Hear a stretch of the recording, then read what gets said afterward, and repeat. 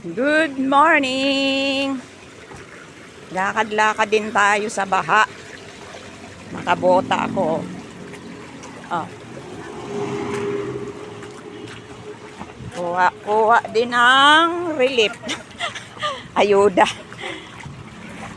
Maswerte yung mga nakaabot pa sa ticket na bigay ng DSWD. Isang box ang kanilang ayuda sa amin.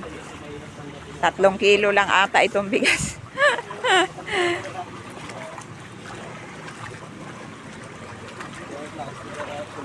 Walking.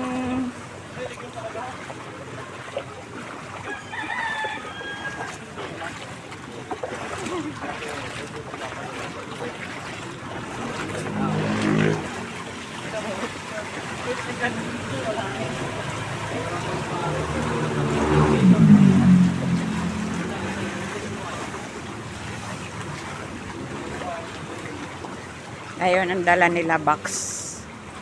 Yan yung mga nabigyan daw ng ticket nung umaga.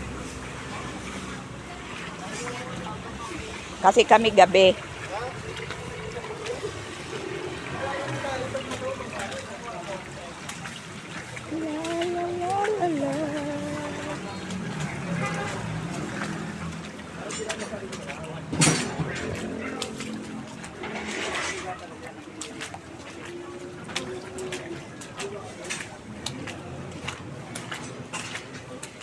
Gabi na kami nakakuha.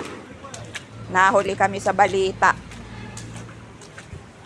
Kaya ang amin ay 3 kilo lang.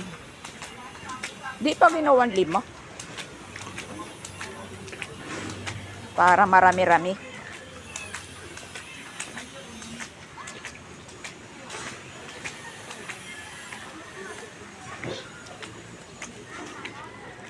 Kagabi ang lalim dito ng tubig.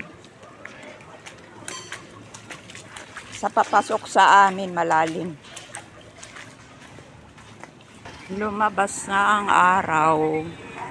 Bawal na raw ngayon mag-video na may tao. Kaya ayun, dito natin padaanin sa taas.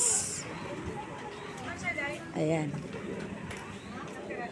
Wala tayong kasalubong. Ayan na ang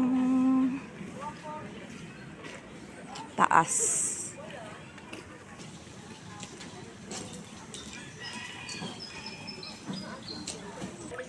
Ito ang papasok sa amin. Ayun si Emily, manghuhuli ng isda. May dala-dala siyang pang silo. Ani naman kaya niya yan. Hindi naman makakain, ang liliit. Ganito dito, sa labas, wala na halos tubig. Dito sa amin, mayroon pa. Nagbibidyo pa.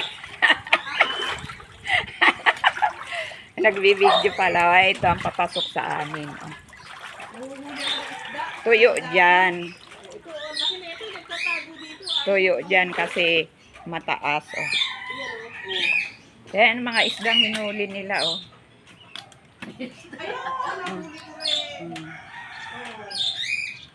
Kaani naman kaya yan. Kaani naman yan.